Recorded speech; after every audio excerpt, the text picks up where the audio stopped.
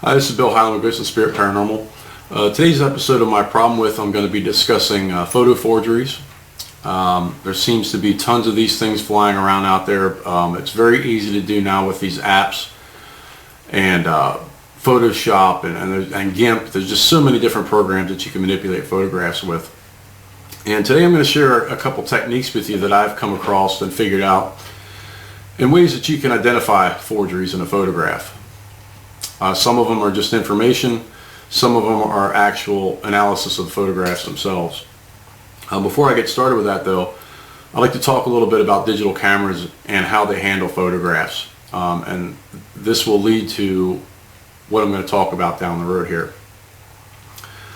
Whenever a digital camera, whether it be just a handheld digital camera, a Canon, an iPhone, an iPad, regardless of what the camera is, it takes a photograph, and that photograph is a pretty big file in RAW format. So what these devices do is they compress that file, usually in a JPEG format. And not only do these cameras compress the photograph and all the digital information that's on there, it also records EXIF, or exchangeable image file format. And what that is all the information about the camera itself. The make, the model, the exposure time, shutter speeds, all the settings on that camera, whether the flash was used or not. All this information is recorded in this EXIF that's embedded into the photograph. Another interesting thing that's kept in this EXIF is if you take a photograph and say you open it with Photoshop and you crop it or use auto enhance features or remove red eye, whatever it is you do, when you save that file is also going to have the EXIF or compression signatures embedded in that EXIF file.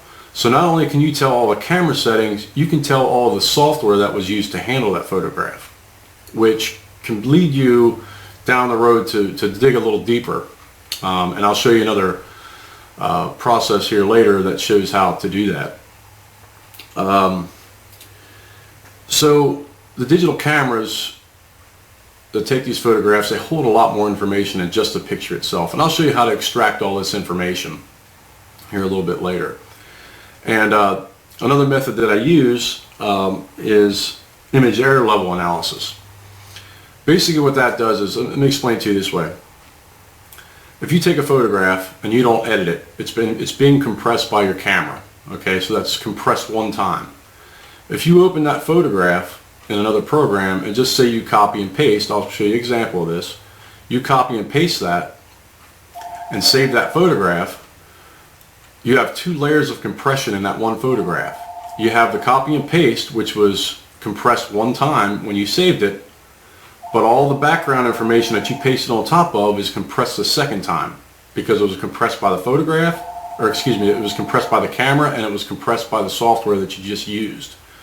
And you can tell the differences between levels of compression just by the detail of the pixels. And I'll get into that a little bit with you too. And that's a program that I'll be discussing in depth because it's really helpful. So let me get started here and I'll show you a couple instances of what I was talking about here. Okay, here's a software program I'm using called JPEG Snoop, and it's a free download online. First thing I want to do is I want to drag my photograph onto the plane. This is a photograph that I took when I was on vacation. It was completely unedited, so I just want to show you the results of this. Up top you're going to have all your camera information, the name, make, model, all of your shutter settings, autofocus, whether or not it was on or off, all the information about the camera itself, and it's pretty in-depth. Every setting that can possibly be set on that camera is recorded. And once you get this program and you drag a photo in there, you're going to see all the information that's on here. But what I want to get to is mainly at the very, very bottom. It will produce a report or an analysis of that photograph, and it will display all of the compression signatures that I was talking about earlier. So if you scroll down a little bit after all the camera information, you're going to start getting into pixel information. I I can't make heads or tails of all this. I'm sure somebody can, but I can't. So what I'll do here is I'll just completely scroll all the way to the bottom here, and we'll get to the meat of what this is all about. It'll take me a second to scroll the whole way down through here. Like I said, it looks at every pixel in that picture, and it looks for compression. At the bottom here, you're going to have the report, and it's going to have a list of your compression signatures, which is basically all of the programs or cameras that you use to manipulate the photograph. And here is a list of all the Canon cameras, and at the bottom, somewhere down here, mine should be listed. It'll be there. It is at the very bottom. That is my camera. The settings are fine, and the compression signature matches the camera. And at the bottom of the report, you saw that it was an original photograph. Now I'm going to take a known forgery and I'm going to load it in here, and I'm going to skip all of the stuff about the camera, because it doesn't really matter what the camera was at this point, because I know it's a forgery. So I'll scroll down to the report, and this is where it gets pretty interesting. And I was talking a little earlier about how the software programs are also embedded in this EXIF information. So here we go. We're going to look at the compression signatures, and if you look, you're going to see these different signatures. And at the very bottom, you're going to see the EX software was Adobe Photoshop. So it lists the software that was used. Now, it doesn't tell you that that program was used to falsify the photograph. They could have just cropped it.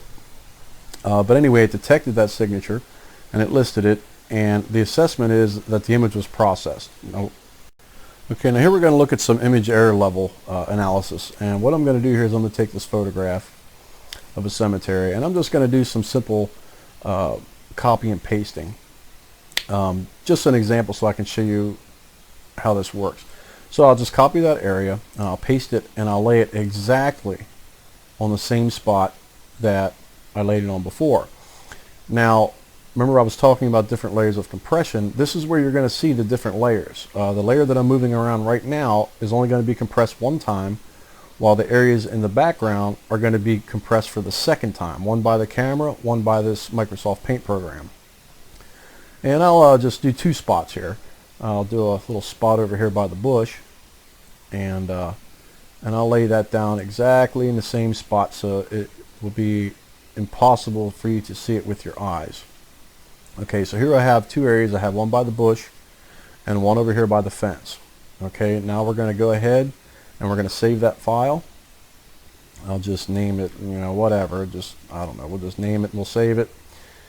And then we're going to take an analysis of that. Okay, here I'm going to take that photograph, and I'm going to show you the different compression levels that you can see with your eyes now. You can clearly see the two areas that have different compression levels. One was compressed once, and the whole background image was compressed 2 times, so therefore the details a little less sharp, as you can obviously see with your eyes.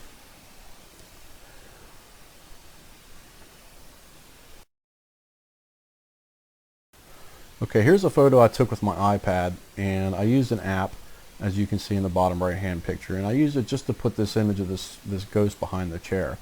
And I did this because I wanted to show you what an actual edited photograph would look like using an app for a cell phone or portable device. There's two obvious areas in this picture that were altered. Obviously the spirit that's behind the chair, and the watermark on the lower right hand corner. And you'll see the huge differences in the layering and the error levels in this photograph. Okay, here's an analysis of that photograph, and you can see at the spirit head and down at the watermark, they clearly stand out from the rest of the photograph, and that's because of the different layers of compression. You have a first layer of compression and second layer of compression, and the second layer obviously is a lot less detailed than the last compression. So it's pretty easy to see if you look at this still photograph. It just really stands out, and the more times you compress this file, the more detail you're going to lose, and the less, suppose you were to edit this photograph 5 times, the first 2 or 3 layers of compression are going to be so distorted it's going to be hard to pick out. But if a photograph's only edited 1 time with one program, it's going to stand out just like this.